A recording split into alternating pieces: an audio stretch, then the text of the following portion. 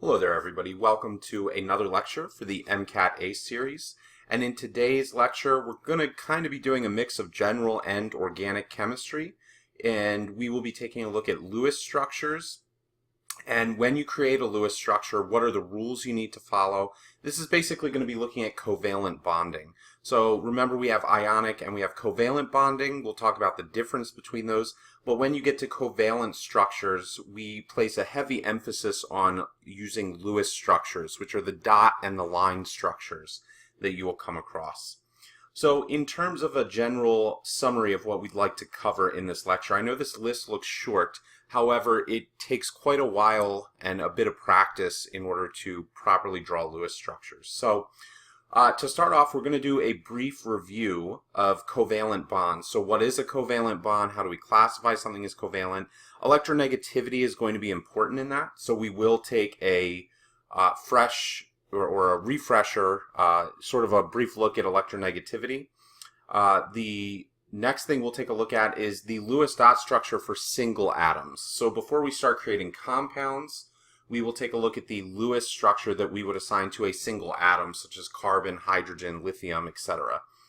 Then we will take a look at the rules for developing Lewis structures for compounds in general. So how do I determine, the Lewis structure of methane or water or ammonia or things like that? So there's a set of rules that we can follow that will help guide you with that. Then we're going to actually attempt to draw several Lewis structures, and we'll walk you through that.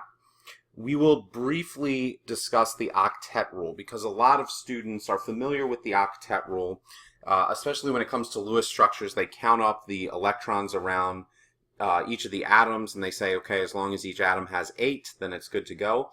That's a good rule to start with. However, there are instances where you can break the octet rule, specifically if you're going to be in the third quantum shell or lower. You will have access to d orbitals. And while this particular lecture is not going to cover hybridization, there is a lecture on hybridization, and if you are confused or you need a little bit more enlightenment in terms of that, I would encourage you to watch that video once you're done with this. So that is an overview of what we're going to be accomplishing here. Now, there will be another video dealing, and it's going to involve Lewis structures. It's going to deal with resonance and formal charge. So in a lot of the examples you see in this specific video, we're going to be doing neutral compounds when we're drawing Lewis structures. So again, some of the ones I mentioned, water, methane, will get a little bit more complex than that.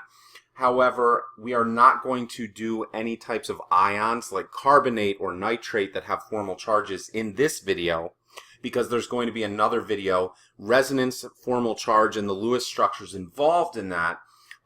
Certainly warrant their own video. That's a very involved topic that's going to take quite a bit of time. So that's what our goal is here. Let's take a look at how to draw proper Lewis structures that are representing the covalent bonding going on between these atoms when we've got a molecule or a structure of some sort. So let's start off. I have the periodic table down here. Let's start off with a review of what makes something a covalent bond, and a general discussion of electronegativity and the Lewis dot structures of single atoms. So that's what we're going to start with here. All right, so here is our periodic table. Now, when you take a look at the periodic table, if you break it down, you've got what's known as Group A and then Group B. So Group B tends to be the transition metals that are going to be found in the middle of the periodic table. So right here, this is going to be sort of the class B or the group B that you would have. All right, and then just scrolling up here, this is going to be considered 1A, and then you would have 2A. You'd have the B's down here, but we're primarily going to focus on the A groups when we're dealing with Lewis structures. And I will explain why in a minute. So that's 5A, 6A, 7A for the halogens, and then finally the noble gases would be 8. Let's draw a better 8 there. 8A.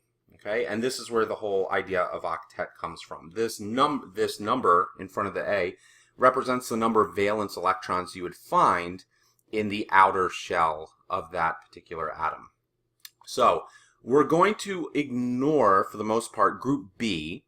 unless you were getting into more advanced inorganic chemistry, and that is because all of group B is going to involve metals, a lot of the heavy metals, the transition metals, and metals will have a tendency to either form metallic bonds or ionic bonds. So we're not going to utilize them a whole lot when we're drawing covalent structures. Now, there are metals present at the beginning of 1A and 2A. There is a large exception here, which is hydrogen. Hydrogen will appear in many covalent compounds. But we're primarily going to be focused on 3A, 4A, 5A, all the way up through 8A. So a lot of our possibly metalloids, but especially a lot of the non-metals. All right, so let's take a reminder of what a covalent bond is. A covalent bond is when you're going to have two atoms that are sharing electrons between one another. So for instance, if I do methane, I'm going to draw the Lewis structure here. We can talk about how we would obtain this Lewis structure in a little bit. But if I were to draw methane here, right, single bonds to the hydrogen from the carbon, if I take a look at this, each of these bonds involve shared electrons, and that's what's making them covalent. So the shared electrons means the carbon is spending some time with the electrons and the hydrogen is spending some time with the electrons. They're shared between the two in order for both of them to feel like they have a complete valence shell. So in the case of carbon, carbon's going to need 8. It has to complete an octet. Hydrogen is one of the exceptions. It only needs a duet because it is in group 1 when we're talking about the valence shell, not just 1A, but the quantum level. It's in shell 1. This would be shell 2, shell 3, shell 4, so on and so forth as you go down. All right, so hydrogen right here only needs 2 electrons in order to fulfill the noble gas requirement of helium. And remember that we're always aiming or shooting to be in that noble gas configuration. It's the most stable configuration when the entire valence shell is paired up and all the present electrons are there. So when we take a look at this, it's a set of shared electrons that are here, whereas if I have an ionic bond, all right, I have, for instance, NaCl.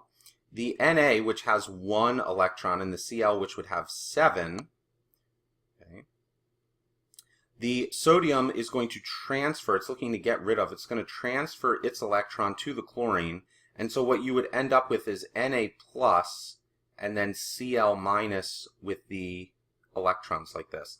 So when you deal with ionic bonds, because a lot of times we write this as NaCl, like that, ionic bonds are really going to be held together through electrostatic force. There's going to be this very strong electrostatic force between the positive and the negative, what we would call formal charges on the sodium and the chlorine. Whereas the carbon here and the hydrogen would have a partial positive and the carbon would have a partial negative, but they're not going to be formal full charges. And so there's some sharing that's going on there. Now, there's some other ways that we can classify a covalent bond versus an ionic bond. So we mentioned shared electrons. That's going to be for covalent. All right, so if we type covalent here, for covalent, we're going to have shared electrons. And shared electrons are represented as lines in Lewis structures. You may also see the double dots. Those are lone pairs. Those are electrons that could potentially bond if a partner came in. However, they are residing by themselves on whatever atom you find them on at that moment. So we have shared electrons. One of the other easy ways to identify a covalent bond is that it's going to be a non-metal bonded to another non-metal. And that is a big key when you're identifying covalent bonds. So for instance, carbon is a non-metal and oxygen is a non-metal. So carbon dioxide is going to be a covalent compound, not an ionic compound. Right? Carbon and hydrogen, both non-metals. Right? Now the final thing that we can say here is that if you look at the electronegativity, so remember we said we were going to talk about this briefly. I'll abbreviate En for electronegativity. If the electronegativity difference between the two atoms is going to be anywhere from 0, meaning it's the same exact atom bonded to itself, up to 1.9, okay, you're going to be dealing with covalent bonding, and it's getting more polar. The bond is getting more polar. So in other words, we're heading towards more ionic type property. So if you found two atoms that had a difference in their electronegativities of 1.9, you're going to be right on the cusp of the basically teetering back and forth between ionic and covalent. Okay, so for something that would be considered ionic, if you're dealing with ionic bonds, it's going to be a transfer of the electrons. So we're dealing with transferred electrons. This is most common when you have a metal and a non-metal. Okay, and then metallic bonding would be two metals. And the electronegativity difference here needs to be very high. It needs to be above a 2.0, okay, greater than 2.0. So if you have a difference, for instance, sodium and chlorine, that when you look at their electronegativity values, there's a difference that's greater than 2.0, 2.0 or higher, then you're dealing with a transfer of electrons, because there's such a large difference in the electronegativities there that one of the atoms so desperately desires an electron and the other so desperately wants to get rid of an electron that you don't really have any sort of sharing relationship going on. It's more beneficial for one to transfer the electrons to the other, and then the electrostatic forces can hold them in place. So again, while you could use Lewis structures to represent some ionic stuff, like I did up here, the sodium chloride, right? This would technically be a Lewis representation of sodium chloride. We tend to just write our ionic compounds the way I squared that NaCl down there, right? Now, you could certainly write covalent compounds that way, right? So for methane, I could write CH4 in a condensed formula.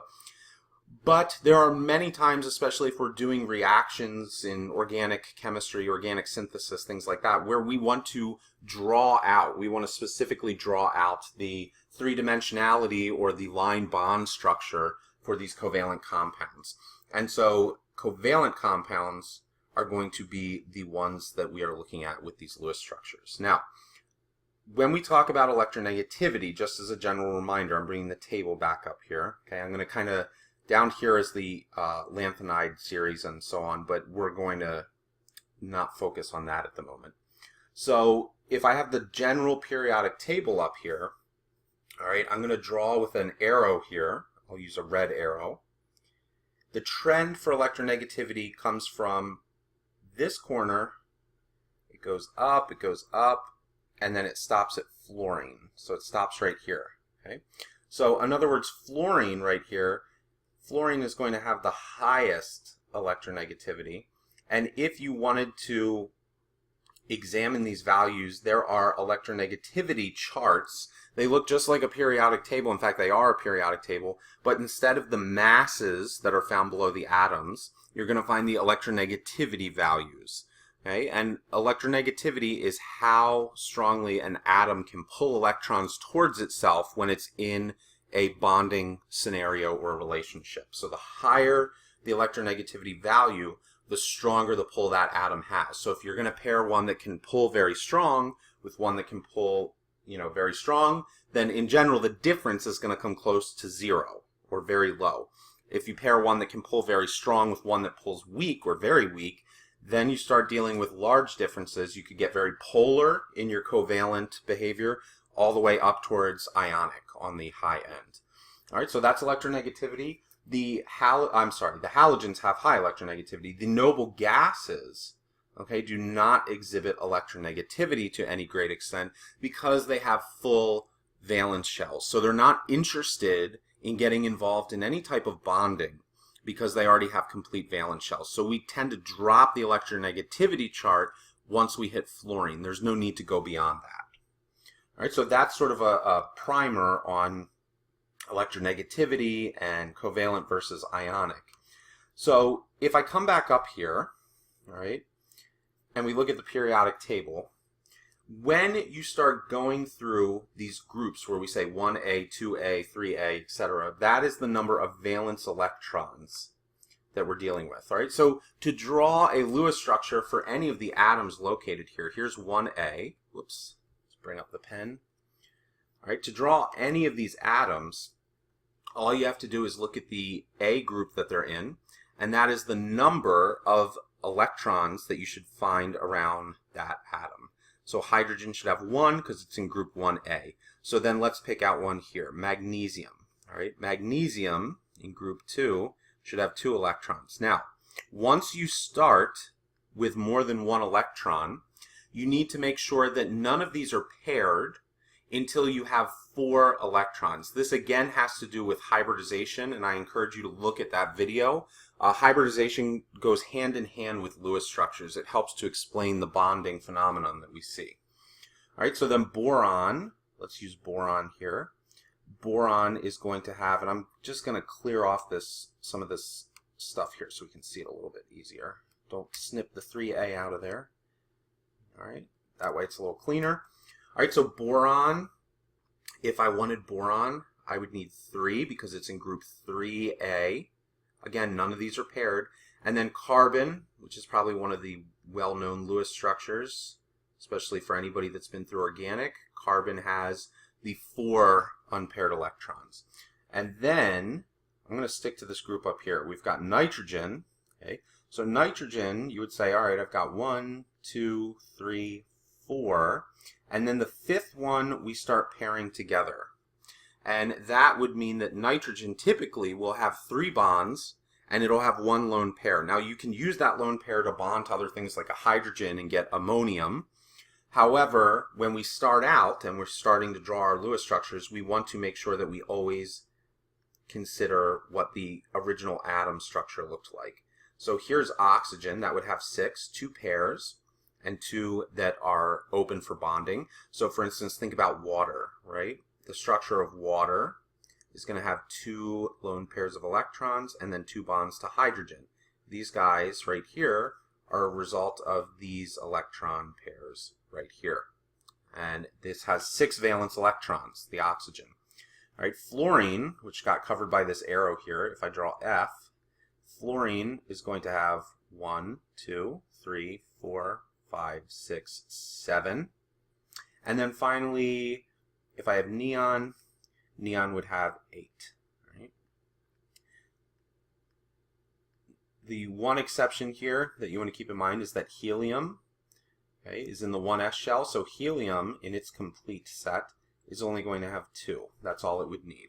Neon, argon, krypton, xenon, as you continue to go down, all of those are going to have 8 in their valence shell. So you don't need to worry about the exception other than helium when you're dealing with that. So that's how we draw the basic, simplistic, single atom Lewis structures. It is what's really important here, okay? You do want to know the Lewis structure for the individual atoms, the dot structure, but you want to know how many valence electrons are associated with each atom. So for instance, phosphorus. If I look at phosphorus, it's in group 5A, right? So phosphorus, let's use a different color here just so you can see where I'm talking about. All right, phosphorus is in group 5A. We'll use green here. And phosphorus is going to have 5 valence electrons. So it would look like nitrogen. My phosphorus, right? It's going to look like that. If I were to take a look at silicon, that's in group 4A. So silicon is going to look similar to carbon, in which it would have 4 unpaired dots like that. All right, 4 valence electrons for silicon, 5 for phosphorus. Sulfur would have 6, and it's going to apply down the line. So for instance, that nitrogen phosphorus example, if I go down one more to arsenic, arsenic's going to also have 5 when I'm dealing with Lewis structures and potential bonding. Now I did mention, and I'm going to talk about this in a little more detail at the end, anything that is in group 3 or below in terms of the period that you find, the quantum level that you're looking at, all right? If you have 3, 4, 5, any of these atoms in here have the ability to violate the octet rule. So in other words, I can find a sulfur with up to 6 bonds. It doesn't just have to have 4. So we'll discuss that in a little bit of detail at the end. Again, I encourage you to go, I've mentioned several times, I encourage you to go to the hybridization video if you'd like some more explanation on that. All right, so let's go ahead and clear the board here. And what I'm going to do is I'm going to now bring up the rules for developing Lewis structures. And again, we will start off simplistic, like water and ammonia and stuff like that. We'll build up a little bit, and then we will go ahead and we'll look at some examples. So let me clear the board here, and then we will get started at looking at these rules.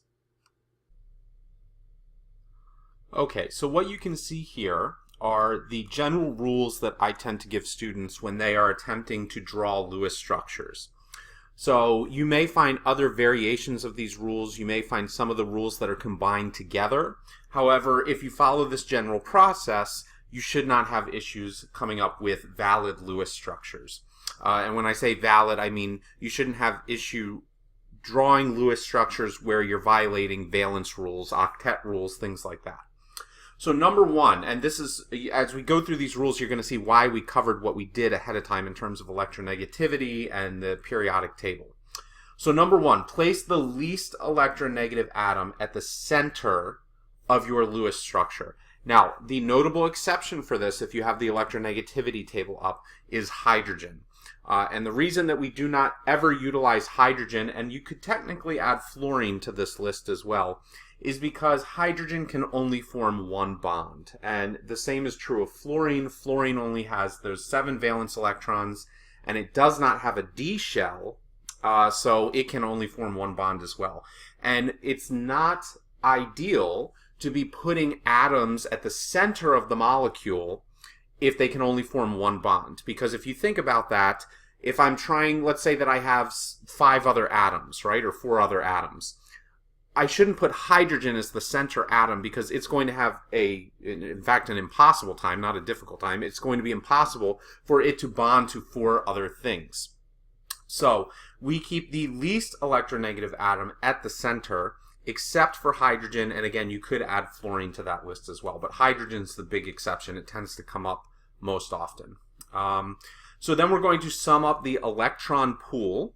The electron pool refers to the total number of valence electrons that are available. So when we deal with Lewis structures, we're dealing with bonding, and bonding, showing bonds that are formed, bonding only occurs in the valence shells. So all of those inner quantum shells that are not currently residing as the valence shell, those electrons are sort of sealed up. They do not participate in any bonding. Only the valence electrons do. So when we sum up the electron pool, we really want to sum up all the valence electrons, or all the electrons available for bonding. And that's going to come from when we were talking about group 1A, 2A, 3A, all the way up through 8A. You take a look. So let's say I have nitrogen as my center atom. Nitrogen has 5 valence electrons. So I would say, okay, I'm going to add 5 to my electron pool. And then I see what other atoms are there. I sum them all up together, and that's the total number of electrons available for my Lewis structure, because the Lewis structure is showing the valence bonding. Number 3, you want to provide a single bond from every center atom. Most of the examples we're going to start with will have one center atom, but you can have more than one. You could have multiple, especially when you get to organic structures. We have carbon chains. Each of those carbons is considered a center atom, and then everything that branches off of them, hydrogens, oxygens, nitrogens, are the outer atoms. All right, and we're going to provide a single bond from every center atom to every outer atom. So think of methane. Carbon is at the middle, and then we would draw single bonds to every single hydrogen involved in methane. All right? Now, once you're done with that, you're going to provide a full valence shell to any outer atoms. So in the case of hydrogen, if you draw a bond to it, it would be done, because a bond represents 2 shared electrons, and hydrogen only needs 2 electrons in order to have a full valence shell. But let's say that I have oxygen, and the oxygen is being bonded to a carbon. Well, oxygen is only receiving 2 electrons from that bond, but it needs a total of 8 electrons in its outer shell. And so in that case, I'm going to go ahead and I'm going to start adding electrons as lone pairs until I've completely filled up the valence requirements for those outer atoms. All right, and then number 5, if I've done that, and by the way, you're checking your electron pool as you go. So you have your electron pool, and then as you're adding bonds, you're depleting the electrons available to your structure until you finally run out of them, and then you have to determine if the structure is correct or not. All right, so number 5, check the valence shell of the center atom. So we just went, in number 4, we just went out to all the outer atoms, and we made sure that they had full valence shells, we can't forget about the center atom and neglect that. So if we have our center atom, let's say carbon, we need to make sure that that carbon has a full valence shell. In that case, it would be 8. So in other words, if my carbon is center, does my carbon have an octet? All right. And then number 6, if the electrons that remain in the pool, if there are electrons that remain in the pool, provide additional electrons to the center atom. So let's say that I get there and the center atom is not satisfied yet, but I have some electrons left, I can start placing lone pairs on that center atom. All right. Now, what happens if I get to my electron pool and it's 0 and my center atom still needs more electrons? This can happen quite often. So if not, in other words, if my electron pool is depleted and I still need more for the center atom, I am then permitted to grab lone pairs from the surrounding atoms, and I will create double and triple bonds as needed in order to fulfill those rules. So keep in mind, a lone pair is a set of electrons that belongs to an individual atom. And then if I take that lone pair and I dump it into a bond, that lone pair is now a shared covalent bond between the two atoms. So every time I have a line, or a bond is what we're representing in that case, those electrons are shared between the two atoms. So they get to count towards the valence atom of atom 1 and atom 2. And you'll see as we go through examples here. So those are the 6 major rules. Again, you might see them combined in different ways, but that should lead you to drawing proper Lewis structures. So let's take a look at an example. One of the ones that we've been talking about is methane, so CH4. So if I am interested in drawing the Lewis structure for CH4, I go to Rule 1, and Rule 1 says place the least electronegative atom at the center. Well, in this case, hydrogen is the least electronegative atom.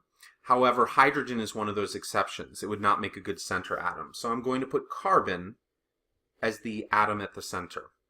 So then I sum up the electron pool. All right, so I say, all right, I have 1 carbon. Carbon is going to come with 4 valence electrons. And then I have 4 hydrogens. So at 1 electron apiece times 4, because there are 4 of these present in the structure, that's 4 electrons. So if I sum up the electron pool, I get a total of 8 electrons. Right? So this is 8 electrons that I have to work with when I'm dealing with this. So I cannot surpass that. In other words, all the atoms that are being combined have a total of 8 electrons available for bonding. All right. Now remember, carbon has 6 electrons, but the first 2 are in the 1s shell. So it's only the electrons found in quantum level 2, the 2s and the 2p shell, that are available for bonding, and that's why we have 4 electrons there. So what's Rule 3 now that we have our count? We're going to provide a single bond from every center atom, in this case just carbon, to every outer atom. So I've got 1, 2, 3, 4, and these all go to hydrogen. Right? So I take a look at that, and now what I'm going to do, because I just created some bonds, I need to keep tabs on my electron pool. So every bond here counts as 2 electrons, so I sum them up, 2, 4, 6, 8. That means I don't have any electrons left. I've gone through all the possible electrons available to me for bonding. So we better hope at this point that this is a valid Lewis structure, because we don't have any more electrons to work with, right? And there's no lone pairs to pull off these hydrogens.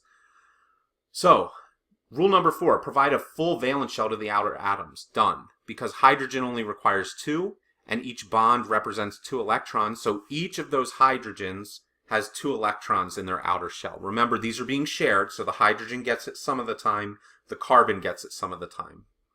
All right, now, number 5, check the valence shell of the center atom to make sure it's satisfied or full. And in this case, we take a look at carbon. Carbon has 4 bonds around it, so you take 2 electrons per bond times the 4, and you get 8 electrons for carbon, and that would fulfill its valence shell, the octet. So this is a correct Lewis structure for methane. Now, I do want to mention, because there will at some point be a lecture on geometry, all right? Many students are familiar with something that looks like this. where you see the wedges and the dashes. What I have on the left is still a proper Lewis structure. However, we're not really minding the bond angle and the three-dimensionality or the tetrahedral behavior of the molecule, whereas this is showing you that it's, one of the hydrogens is coming out of the plane, one of them is going back behind the plane, and the other two are within the plane that we're looking at. In other words, when you're considering three-dimensionality of the molecule. All right, so I just want to keep that in mind if people see or come across this kind of stuff and they're just seeing lines here. It's because that's really dealing with the three-dimensionality and the geometry. This becomes very important when you start talking about things like stereoisomers or stereochemistry, the way that an atom is oriented. But that's for a different topic and a different time. We're really just concerned with having the proper number of bonds and lone pairs here. Then once you master that, you can start talking about arranging it in the proper geometrical fashion with the correct bond angle. All right, so this is correct. Everything here, we've got the total valence shell filled for all the hydrogens and for the carbon. So I don't need to worry about 6. There's no electrons that remain in the pool. Because see, it says if electrons remain in the pool, and then if not, use the outer. All right, so in this case, nothing, we don't want to add anything, we don't want to create any sort of extra bonds, because everything is at its proper valence structure. This is a valid Lewis structure. We want to keep this. All right, so we're going to continue to run through these rules here. You might want to jot them down if you didn't before, because I'm going to clear the board, and then we're going to work with a few other examples here. All right, so go ahead and copy those while I clear this off if you need to. And then we will take a look at some other examples. All right, so let's take a look at water and ammonia. So we're going to take a look at those two, and then we might get a little bit more complicated after that. So for water, I have hydrogen and oxygen, right, H2O. And for ammonia, I have nitrogen and hydrogen. So it's going to be NH3. So we're going to start with water, then we'll do ammonia. And you want to consider all of the rules. So rule 1, the least electronegative atom except for hydrogen. Take a look in both of these cases. We realize that hydrogen is the only other atom, so oxygen must be the center atom for water, and nitrogen must be the center for ammonia. Okay, so we can knock that out of the way. Now, focusing on the water, oxygen would have 6 valence electrons that it brings to the table, and the hydrogens totaling would give 2 electrons at 1 apiece, because we have 2. It's H2O. So we are again dealing with 8 electrons in this example. Now, if I take a look at this, the next step is to draw a single bond to all of the outer atoms, which are the hydrogens here. All right, so if I take a look, this is now 2 and 4 because of bond 1 and bond 2. So I've eliminated 4 electrons of my 8, which leaves 4 electrons behind. Now in the example with methane, we used all of them as bonds. In this case, I've got some that are left in the pool, and so whenever you have electrons left in the pool, they have to be put somewhere. You can't just say, well, I'm done. We'll leave some of the electrons out of the pool and we don't need to worry about it. That doesn't mean they have to necessarily form bonds. They can form lone pairs, and they very often will. But you cannot just ignore it and say, oh, I like the structure. This water looks good. I don't care that there's 4 electrons left. No, those electrons have to be placed somewhere. You can't ignore them. All right, so if I go back up here, let's take a look at these rules. Right? You should have this list in front of you. So we summed up the electron pool. We did provide the single bond for rule 3. Rule 4, we need to provide full valence shells to the outer atom. Well, that's done because hydrogens only require 2, and so the hydrogens are both satisfied. Right? And then number 5, check the valence shell of the center atom. Is it satisfied or full? So oxygen is going to require an octet. It would need 8 so that it's representative of neon in its electronic structure. And in this case, it only has 4. So no, we are not good to go here because the oxygen is short on some of the electrons. It's missing some. Okay? So if I take a look at number 6, it says if electrons remain in the pool, which they do in this case, provide additional electrons to the center atom. So I have 4 electrons left. What I'm going to do here, whenever you provide electrons, you're going to provide them in pairs. There are rare exceptions to this, which we would call a radical. So free radicals, when people hear or talk about free radicals and how they're so damaging and all that kind of stuff, a free radical is a single lone electron. Radicals are very unstable. They're highly reactive. Water, think about water. Water is a stable compound. So is ammonia. So you're not going to find radicals that are just openly hanging about on water molecules. Okay? So certainly not the bulk of them that you would find. So when I do this, I'm going to pair them up. All right, so I would say I've got one pair here. That required 2 electrons. And I've got one pair here. That required another 2. So a total of 4 electrons were used. That's fine because I have 4 available in order to bring the electron pool down to 0. And now look at oxygen. The 2 bonds count as 4 electrons total. And then the lone pairs count as 4 total because you've got 2 sets of lone pairs to make a total of 4. And so what I end up with here, the structure for water, is going to be 2 lone pairs around the oxygen, and it's going to be the 2 hydrogens. Now I just wanted to point this out. I'll do this in a different color so you can follow along. A lot of students, if they're struggling with this at first, they'll tend to draw the individual atoms. So they'll say, here's oxygen. And I don't discourage this method, but as you get to more complicated structures, it can start to fail you. And so I encourage using the rules and the proper methodology in the first place, because when you start to get to more complicated examples, this can get very difficult in terms of doing the proper matching. But in something like water, it's easy enough. So here is the oxygen. That's the Lewis structure of oxygen.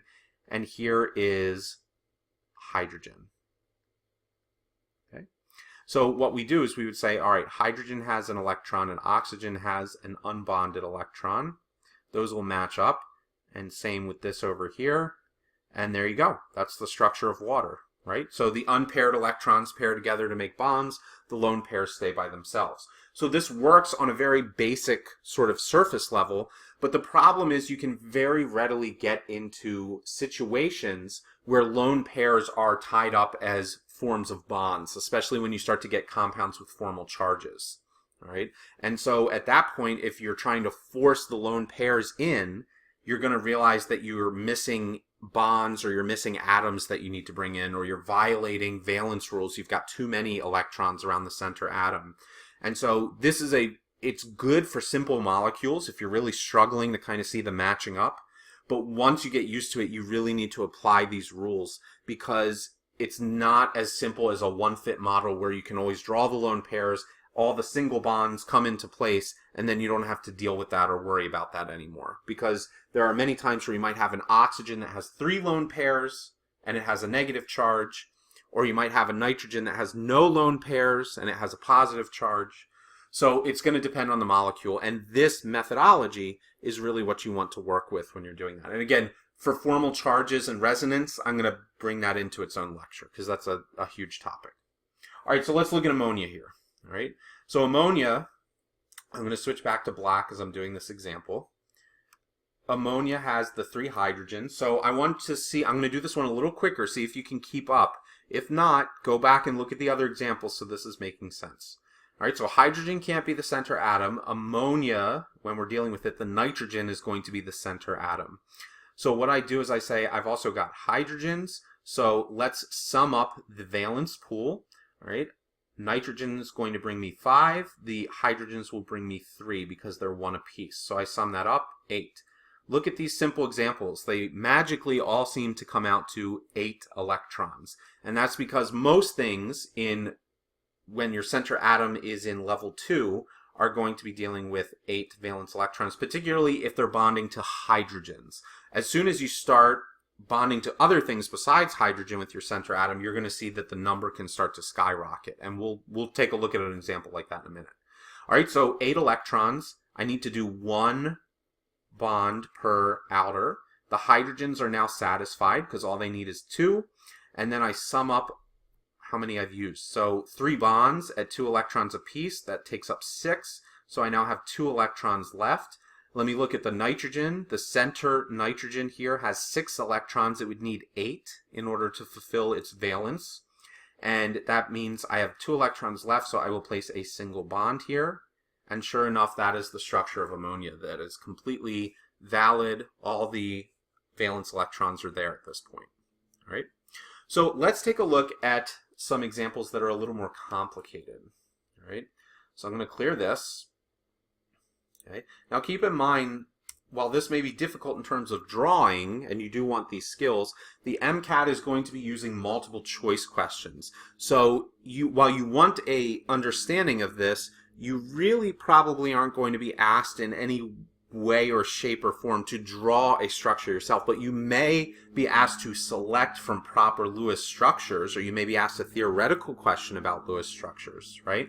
But you're probably not going to, in fact, if it's multiple choice, you definitely can't be asked to draw the Lewis structure. You're going to have to pick from a set of pre-drawn examples.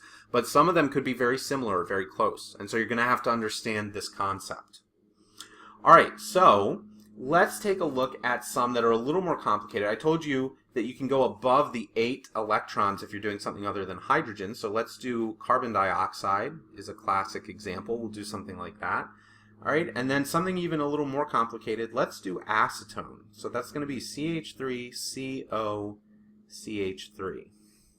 And we're going to have a special note about this because when you're dealing with acetone or other organic molecules, it's important that you're able to read the structure and understand the structure. Okay? So when I take a look at this, here's carbon dioxide. When I have carbon dioxide, I'm going to have carbon and oxygen. So the least electronegative of those two is carbon. So carbon should be the one in the middle, right? So then I sum up the electron pool. I say carbon brings 4.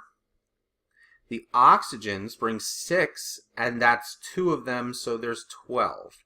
So that means I get 16 electrons when I'm dealing with this, right? So if I have 16 electrons, I'm going to do an oxygen and an oxygen. Now, I have the single bond to the outer atom satisfied, but what I'm going to need to do here that I haven't had to do with the hydrogens is fulfill the valence shells of the outer atoms, right? So let's think about this. What I'm going to do is I'm going to say, all right, I need 2, 4, 6, and then the bond makes 8 for that oxygen on the left. Same thing for the right. Because oxygen, in order to fulfill its valence, it needs 8 electrons. So now the outer atoms are satisfied. But I need to make sure I didn't just add so many electrons that I violated my valence pool. I can't use more electrons than are available in the initial package. So I take a look at this and I say, all right, I've got 2, 4, 6, 8 around each oxygen. So 8 plus 8 is 16. So just in the nick of the total number of electrons, I made it out and I can keep this structure. But there's a problem with this structure now. And the problem is that the carbon, even though the outer oxygens have full valence shells, the carbon does not. All right, so the carbon only has 4 electrons, and that comes from the 2 bonds. So now we're in a position where we don't have any valence electrons left in the pool, and we have a structure that is not copacetic. It's not good to go. So number 6, if electrons remain in the pool, no they don't, provide additional electrons to the center atom. If not, use lone pairs from the outer atoms as bonds. There you go. This is a situation where we're going to need to do this. Now the key here, if you have 2 of these atoms, is you need to pull from one atom, it doesn't matter which, but then you're going to pull from another atom if you require more electrons before you continue to pull from the first atom, all right? So in other words, what I'm saying here is we can say, okay, either of these oxygens doesn't really matter because they're both oxygen, they're both equal in terms of their electronegativity, are going to offer up a set of electrons, right? So I can say, here's this one. So what does the structure become after this? Well, it's going to look like this, right? So now I have a double bond because one of those sets of electrons was offered up as a pi bond to the carbon. And now I say carbon has 6. It doesn't have 8 because it's got the 3 bonds. So now I need to do this again. And what I was saying before is it would be incorrect to say this set will now form a triple bond. And the reason that's incorrect is at that point you're giving one oxygen a basically complete set all as lone pairs, and then the other one you're forcing it to basically give up even more of its lone pairs. Okay, and keep in mind these both have equal electronegativity, so they both want to hold on to their electrons as much as possible. Okay, so we would say no, that's not going to happen. Okay, what we really would do is we would take a set of electrons from the other oxygen, keeping things equal here, and then we would have carbon, we would have oxygen on the right and oxygen on the left. And now, keep in mind, I didn't add any electrons here, right? I didn't suddenly say, oh, I'm just going to add a bond here and not account for it. The electrons as lone pairs, 2 electrons, have been dumped in and become a bond. And a bond is only 2 electrons. So I'm simply, it's kind of like shuffling the cards. I haven't added anything to the deck. The deck is complete, but I'm changing the positioning of these electrons, right? So now, carbon has 8 because it's got the 4 bonds, and the oxygens have 8. So this is a valid Lewis structure, and this is the structure of carbon dioxide. All right, so hopefully that made sense. I know this example was a little more complicated, and instead of the 8 electrons, we now had 16 electrons, and you can start getting up a lot higher. So when we get to the lecture that involves formal charges and things like that, you start looking at nitrate ions and carbonate ions. You can get things up in the 20s, up in the 30s in terms of the valence electrons, especially if you're doing a lot of oxygens on the outer area, because they bring 6 electrons apiece. So even 3 oxygens, you're up to 18 without your center atom. So there's a large variety here. It's not as simple as here's 8 electrons, fulfill your octet. You have to do some double and triple bonds sometimes and things of that nature. All right. So I'm going to clear just a little bit of the board here so that we can take a look at this other portion. And this other portion that we're looking at, this is going to be acetone. So when you're dealing with organic compounds, right, and you see more than one carbon like this, most of the time, I'm not going to say 100% of the time, and you really need to learn how to read organic compounds. You got to spend some time doing that. But most of the time, you want the carbons to be strung together, all right? So if I look, I have a carbon, and a carbon. So that's what I'm really dealing with here. And you want to put the carbons together. Now, this is especially true if you guys see these H's here, H3, H3. If you take a look at those are most definitely coming off of carbons. When you see CH3, CH2, CH3, all that kind of stuff, those are hydrogens coming off of carbons, all right? So this is going to be a more complicated example that we're going to go through.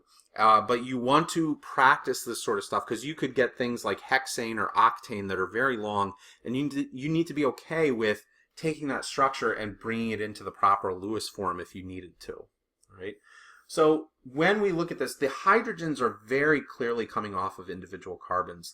What is questionable is an oxygen. So sometimes you'll see that oxygens are going to be basically linked between the 2 carbons, and sometimes they may just reside on a single carbon. So in other words, if I have an ether, this is an ether, it's an oxygen between the 2 carbons.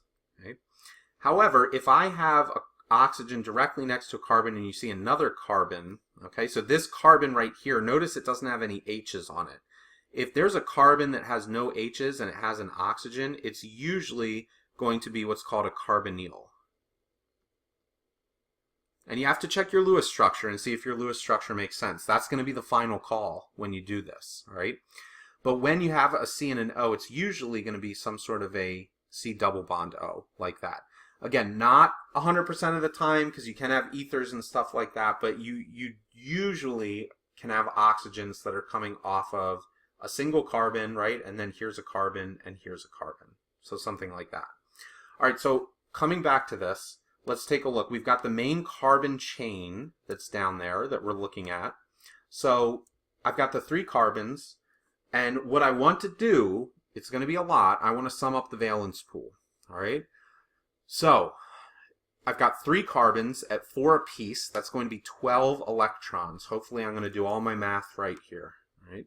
So I've got 12 electrons, 4 apiece, that's from 3 carbons.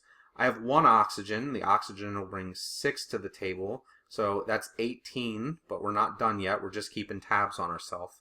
And then we need to add another 6 to this. Now, where does that 6 come? Well, I've got 3 hydrogens, 3 hydrogens. If the hydrogens are going to be bringing 1 apiece, then that's a total of 6 electrons, right?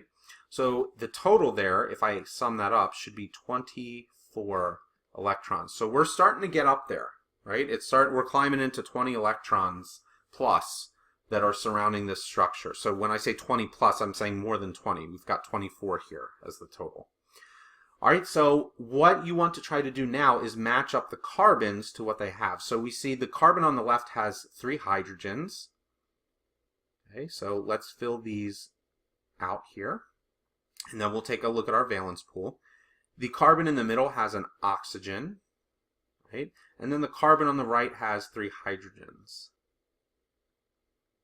Okay, now, this example right here, and it could depend on your professor, this is probably on the upper level of what I would expect for a general chemistry student. So in other words, a general chemistry student, somebody who's in Gen Chem 1. And again, you've got teachers that fit the entire range, some that would never do more than water, others that would turn around and give you cholesterol and want you to draw the, structure of that.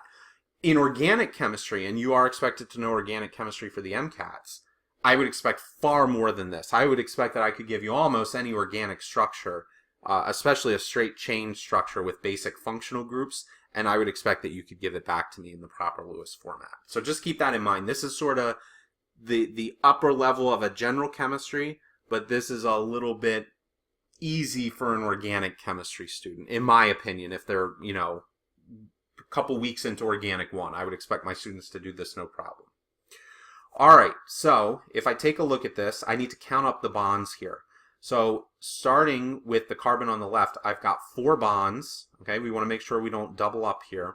So in fact, let's do this just so people can follow along visually. Okay, we'll use color in order to sum up these bonds here. So I've got 1 bond, 2 bonds, 3 bonds, 4 bonds, 5 bonds, 6 bonds, 7 bonds, 8 bonds, 9 bonds total. 1, 2, 3, 4, 5, 6, 7, 8, 9. Hopefully everybody can see that and it makes sense. All right, so 9 times 2 is going to be 18. So we basically just sliced our 18 electrons we originally summed to the 6 hydrogens back out of the equation. So if I take 24 minus 18, I end up with the 6 electrons that are left. All right, so that's all I have left to work with. So this structure's got to start to get pretty close to what we're looking at here. All right, so let me erase those numbers and then we will look at the rest of the molecule. Okay, there we go. So now what I want to do is I want to say, all right, let's take a look at all the outer atoms, because remember the outer atoms have to have all of their valence fulfilled. So hydrogens, all good to go because they're involved in a single bond.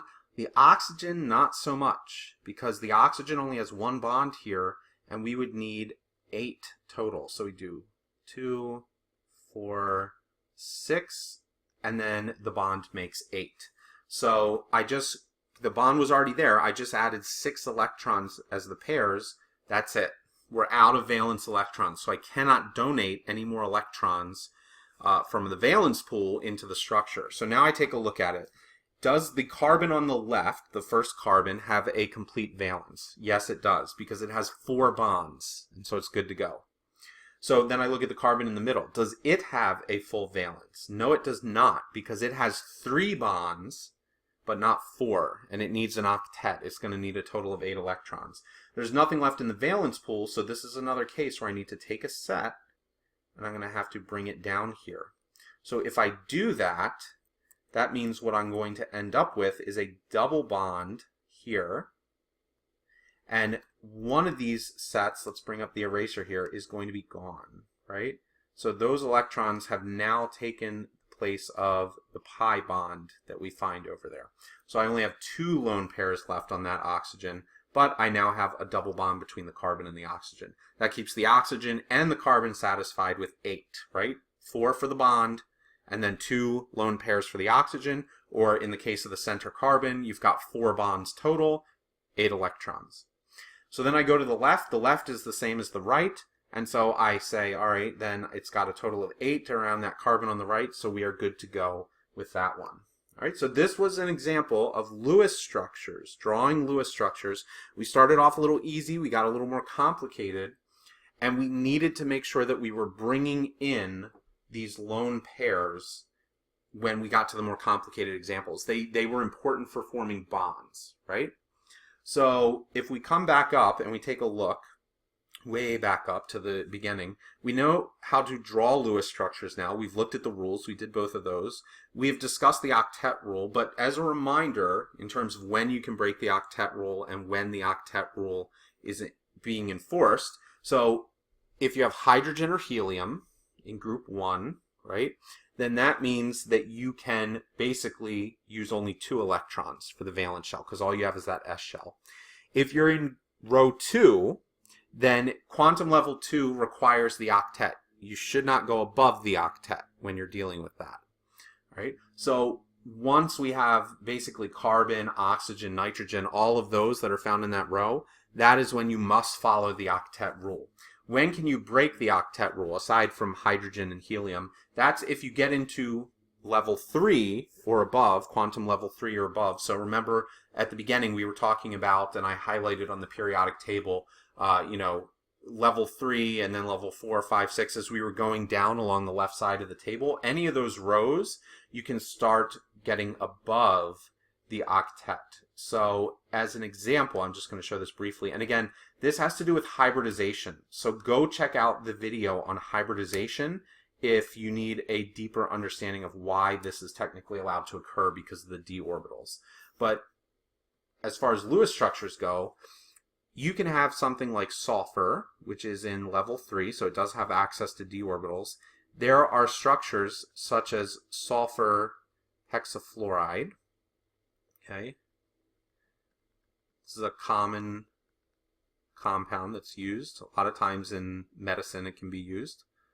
Okay, so in this case, I'm just drawing this out here so you can take a look at it, because for the sake of time, we're not going to go through more structures. But if you were to do this, you would say, okay, fluorine is the most electronegative element, so it would be on the outside, plus it can only form one bond. Sulfur would be my center atom. You would sum up all of the electrons. You would draw the single bonds to the fluorines, right? Because a fluorine can't be attached to another fluorine, then that would create 2 bonds if it was also attached to the sulfur. And then you would come up with this structure, and you would see that it fits the valence pool. So this is acceptable, but look, sulfur has a total of 10 electrons, not 8, okay? So when we talk about it being fulfilled with its valence, I'm sorry, I just misspoke, it has 12 electrons, not 10, because you've got a total of 2, right? So here's 2, 4, 6, 8, 10, 12.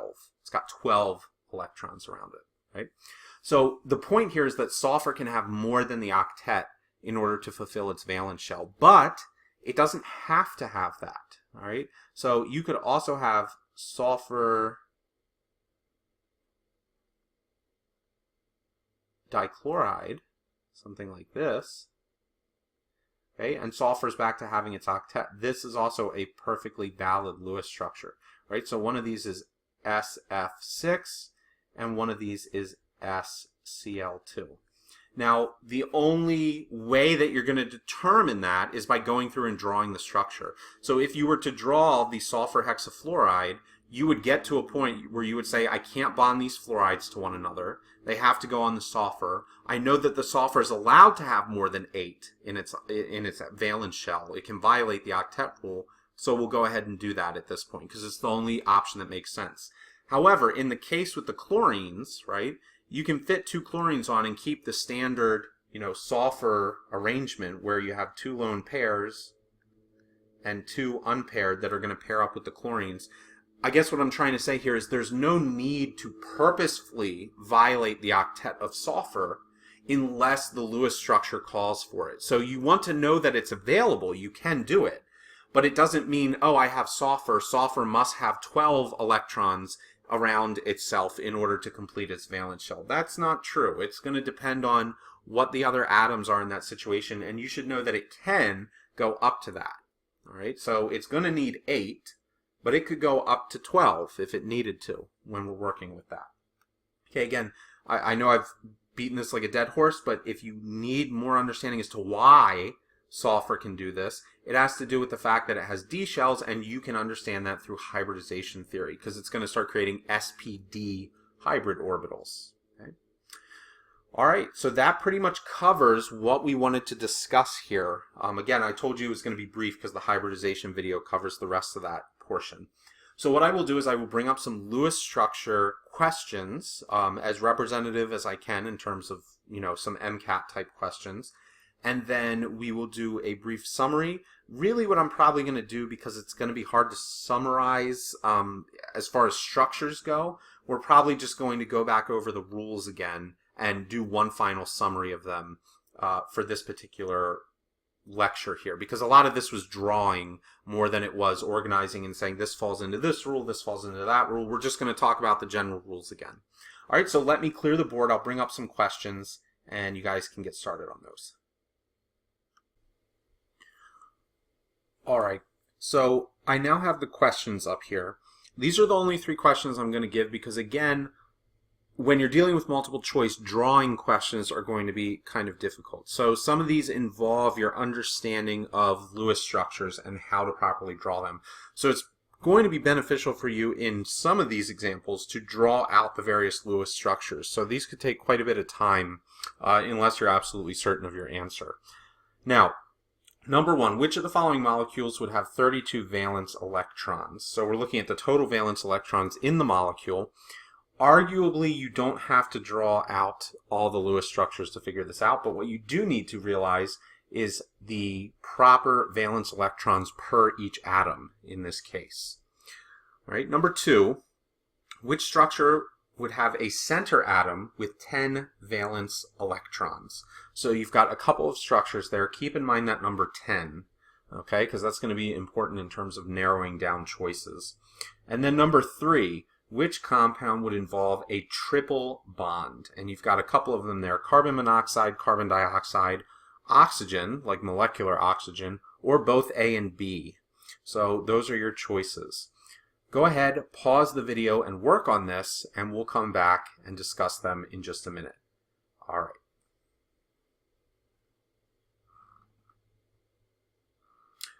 Okay, so hopefully everybody had a chance to work on that. We're going to go through the answers here. Now, for number 1, which of the following molecules would have 32 valence electrons? If you take a look at the various options, we're just going to run through them quickly here. Carbon would have 4. You add that to oxygen, which would have 6. And then that's 10. You add that to the 2 chlorines, which would bring 7 apiece, so that's 14. You add the 14 to the 10, that's 24. All right, so you should have come up with 24 total valence electrons. So that option is out. You then have the carbon tetrachloride.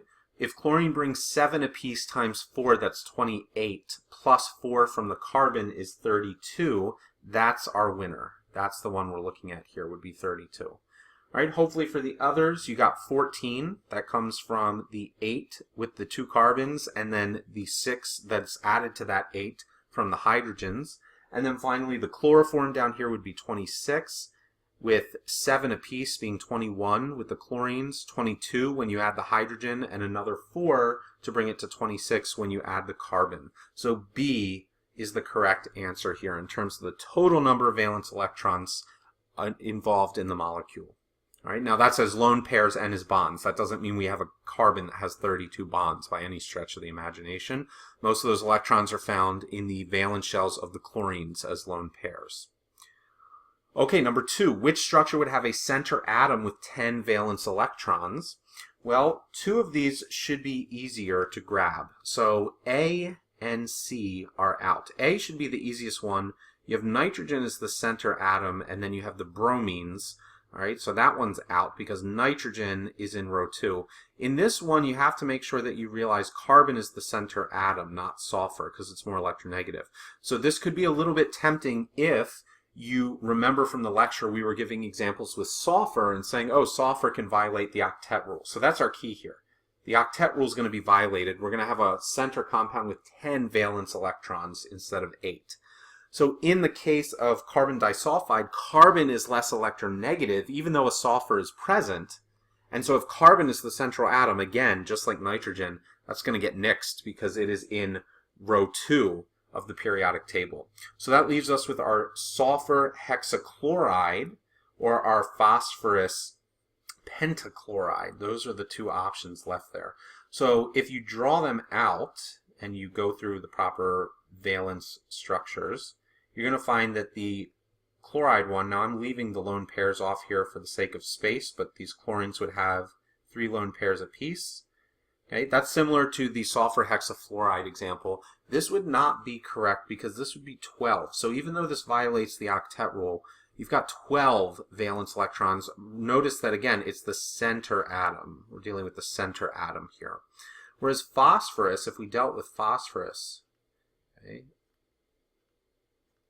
the phosphorus, and I'm going to actually try to draw that. I know we're not too focused on geometry, but a little bit better here. So you've got 1, 2, can be difficult here. Okay, so 2 of these are running up and down along the y-axis of the phosphorus, and then you've got 3 of them that are sort of out to the sides. Imagine almost like a pinwheel that's going around the side there for the phosphorus. So you've got the chlorines, again, leaving off the lone pairs for the sake of space. But in this case, if you take a look at phosphorus, okay, and neither of these center atoms, if you work these problems out, had any lone pairs left. You depleted the valence pool creating this. So it is the phosphorus pentachloride that would have, look at the 5 bonds, 5 times 2 is 10, so it would be the phosphorus pentachloride that is able to have the 10 valence electrons. The sulfur hexachloride is going to violate the octet rule, but it's going to have 12 valence electrons instead of 10 when you're looking at the surrounding bonds. All right, and then for number 3, you have to watch the wording here. Which compound would involve a triple bond? In fact, when I was creating this question, I had to decide how I wanted to word it because I could have had it so that answer D was correct, but it turns out that that's not the case here. All right? So if you take a look, the structure, if you worked through it, and that was hopefully one of the points of this exercise, of carbon monoxide is going to look like this right here. Okay, that's carbon monoxide. Triple bond, so we already have a success there. Right? Now, carbon dioxide, you shouldn't have had to spend too much time drawing this because we used this as one of our examples. Okay, so do we have a triple bond? The answer here is no. We have 2 double bonds. Right? And I'll explain where the trickiness with the wording comes in a second here. So B is out. And then if we look at O2, oxygen, is going to be, dimolecular oxygen is going to look like this. So this only has a double bond as well. And this guy is out. Okay, so it turns out in this case that A and B, and I know these tend to be tempting when you see them, you say, oh, it must be that at least 2 of these are correct, so they're giving me this because they want me to, you know, guess that there's more than one example there. In this case, no, only A is correct. Only A has a triple bond. Now, if I had changed the wording here and said which compound would involve, and then instead of triple bond, I said 2 pi bonds. Because, right, a triple bond is 2 pi bonds. Now all of a sudden D is the correct answer. Because D, when you look at A and B, well, this has the triple bond. There's 2 pi bonds involved there. But down here we also have 2 pi bonds. They're just not between the same atoms both times. So here's a pi bond, that's 1, and here's a pi bond, that's 2. So I was deciding how to word this question because I was thinking, okay, if I do the 2 pi bonds, it's kind of sneaky, and A and B are the correct answer, but I also didn't want people to always gravitate towards both A and B. Sometimes that multi-selection answer is incorrect. It's just being put there.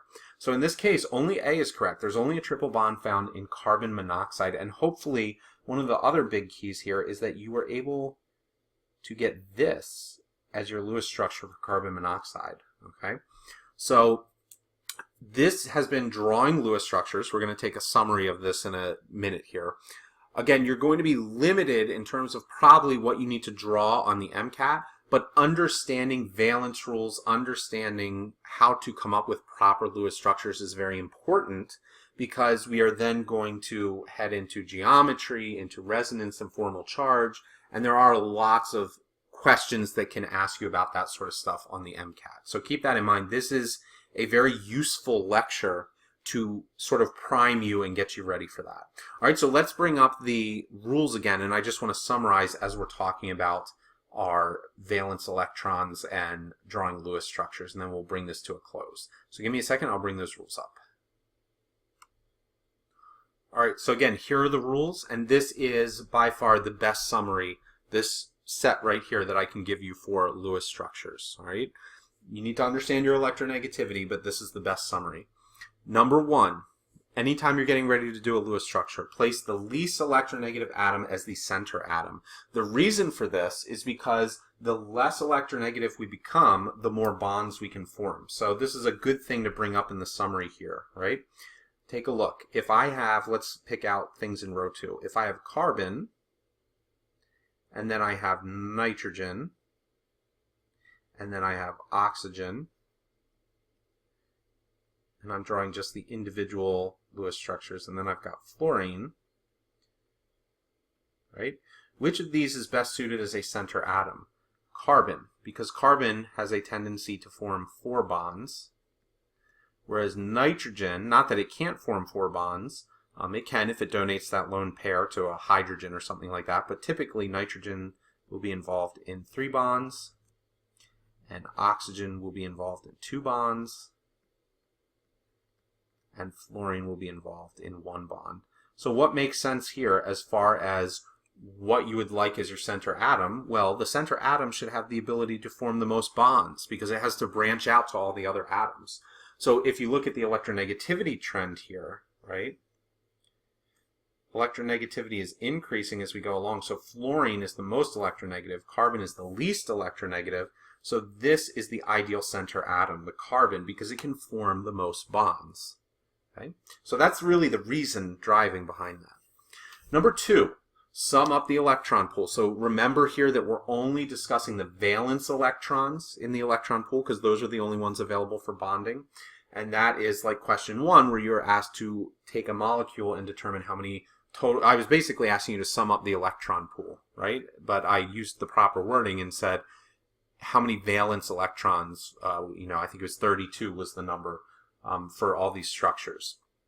So number 3, once you have your center atom and you know your electron limitation, provide single bonds to every other center atom that are going to go out to every outer atom. So if you've got carbon and then you have oxygens and hydrogens, branch them out. Take them out to the proper place. Right? Single bonds only to start with. You don't go throwing double and triple bonds in until the last step. Only single bonds. Number 4, we're still focused on our outer atoms here. You're going to provide full valence shells to the outer atoms.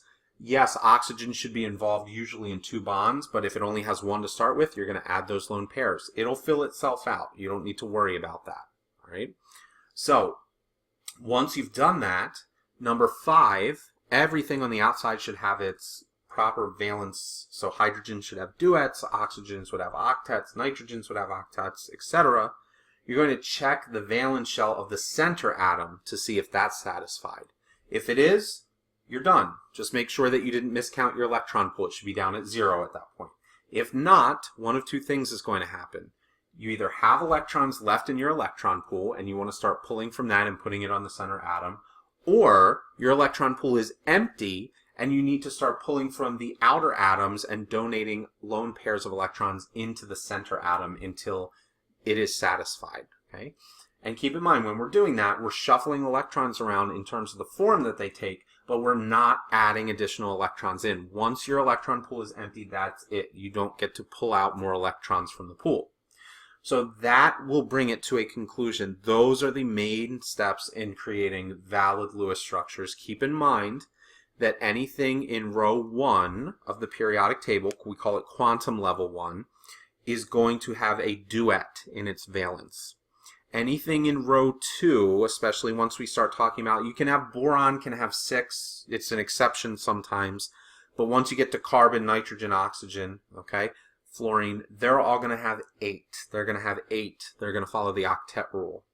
And then once you get above that, you will normally follow the octet rule.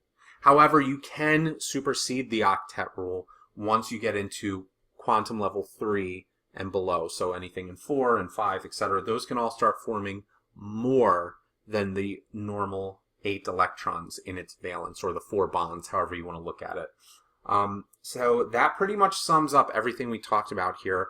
And definitely stay tuned for the other lectures that will go into formal charge. We'll start looking at some charged molecules, resonance, and things like that.